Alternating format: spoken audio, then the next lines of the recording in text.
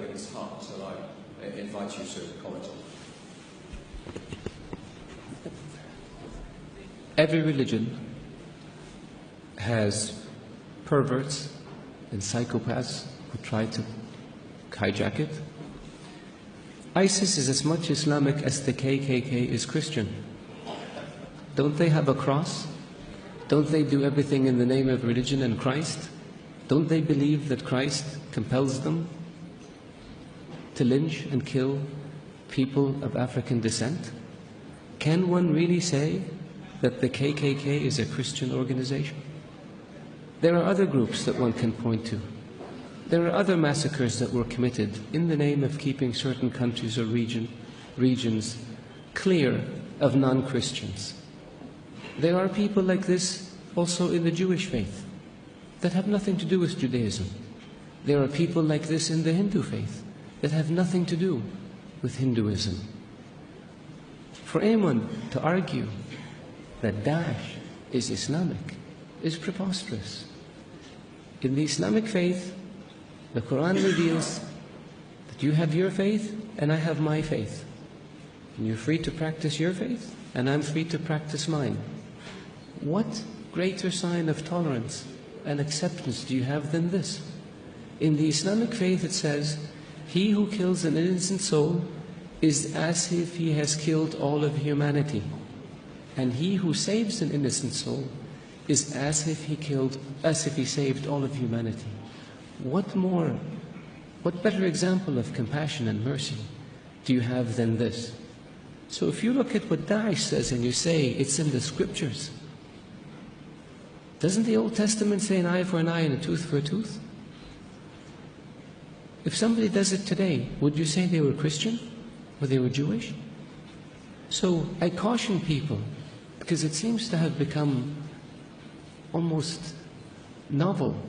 Not novel, it's become the flavor of the day to try to read things into Daesh or into Islam that are not there. The Islamic religion and Islamic civilization was the civilization that preserved the history of Greek and Rome and passed it on to the West. Western civilization would not exist without the Islamic Arab civilization. The Islamic civilization and the Islamic Arab civilization was the civilization that connected China with Europe. So it was global. The point I made early on about being an intermediate civilization, this is what I mean. So if Islam was intolerant and Daesh represented Islam, would Islam have preserved Aristotle and Socrates and passed it on to the West? Would Islam have connected Eastern civilization with Western civilization? Of course not.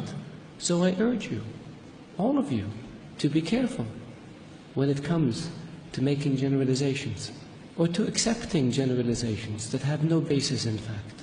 Thank you.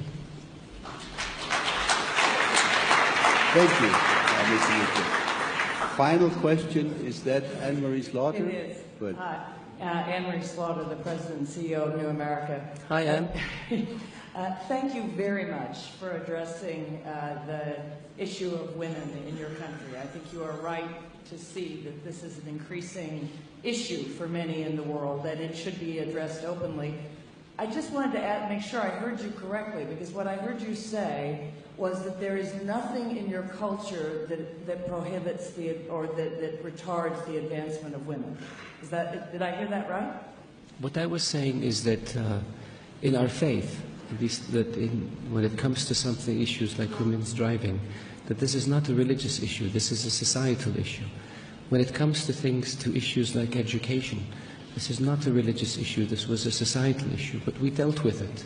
And we went from no schools for women in 1960 to universal education, to where today 55% of college students in Saudi Arabia are women. I can give you another statistic, but it would embarrass me as a Saudi male. More than 60% of graduate students in Saudi Arabia are women. Some of our top doctors and engineers and lawyers and business people are women.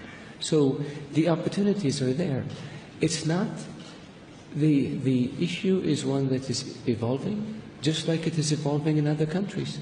America, one of the world's great democracies, gained its independence, my mathematics is not very good, 220 years ago? 1776, 250 years ago almost? It took 100 years before women were given the right to vote. It took another 100 years before a woman was elected Speaker of the House. I'm not saying give us 200 years.